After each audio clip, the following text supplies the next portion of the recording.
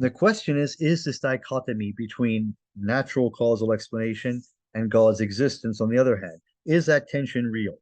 Is this dichotomy valid? Because everything is based upon assuming this metaphysical position that God is in opposition to natural explanations.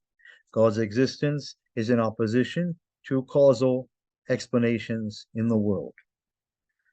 Now, so the dichotomy between natural causal explanations and God's existence presupposes a relationship between God and the world, where nature takes its course unless God intervenes. We've already discussed that. Now, we can see there's an alternative to this, and that comes in the Sunni theological tradition. And I mean by the Sunni theological tradition, the Ash'ari school, the Maturidi school, and even Ibn Taymiyyah's Salafi school. This is something they all have a concept of God's action in nature and an understanding of causality, which is opposed to these Western assumptions. They have different, each school has its own different variation on how God and causality relate to each other, but they all agree that all objects and events are God's direct actions. Whatever happens in the world is God's direct action.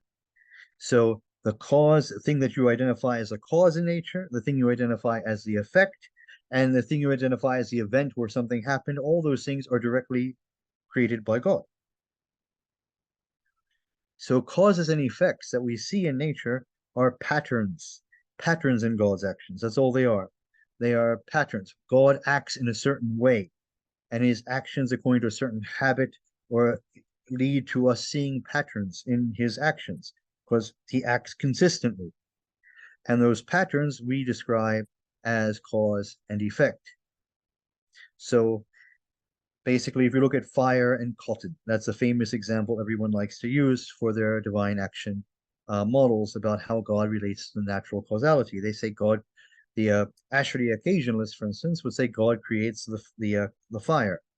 He creates fire. Fire itself has no power on its own, but God creates it and maintains it. And then God creates cotton, and a white, fluffy cotton ball. He creates it and maintains it. And when God brings the cotton and fire together, God chooses to create ash.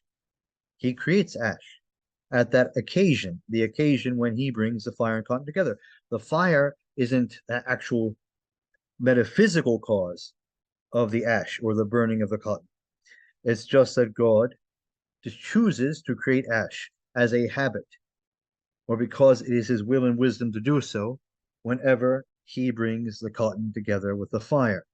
So what we see when we look at the world, you know, in the horizontal axis of natural relationships, we see the fire burns the cotton and say that's a causal relationship. When we think about the vertical relationship between God and his creation, it's all just God's creation. God creates all of it. At the time that the fire is burning the cotton, God is creating the fire, creating the cotton, and creating the burning, and creating the ash. He's creating all of it directly. He's maximally active in his creation. Now, this means something very important. This concept of divine intervention is impossible, is a logical impossibility. Now, someone were to say to the general person in the Western world who is used to this concept of divine intervention, I don't believe in divine intervention. God does not intervene in his creation. They would say that you're a deist. They would assume you're a deist, that you believe God sits back and does nothing. But it's quite the opposite. It's quite the opposite in Sunni theological systems. It's not that God is sitting back and doing nothing. That's why he's not intervening in his creation. It's that all creation is nothing but the effects of his direct actions. So God cannot intervene because he's existentiating all of it. Every moment and every event and every object and every flutter and every atom and subatomic particle is God's direct action all the time. There's a totally different vision of God's relationship to the world than what the Enlightenment West had. So it means that we do not talk about God intervening. When a miracle takes place, it's not that God intervenes in nature and stops nature from taking its course. It's that God chooses to manifest a different course. So when Abraham is thrown into the fire, and the fire is cool for Abraham, it's that God chooses to not create the burning in Abraham's flesh. God chooses to create a sensation of coolness for Abraham. God is creating Abraham's body. Abraham's body is God's creation. The fire is God's direct creation, and the coolness he's feeling is God's direct creation. If God had chosen to create burning, Abraham would have burned, alayhi salam. But God chooses to do otherwise. There's no intervention here. It's just God acts differently on this occasion than he usually acts. He breaks his habit. And that's why in classical Sunni Ashari theology, they refer to a miracle as kharq ada, or a violation of habit, not as an intervention, which is what Western theists and deists would have argued it was. And they would argue whether God truly does intervene in nature or not.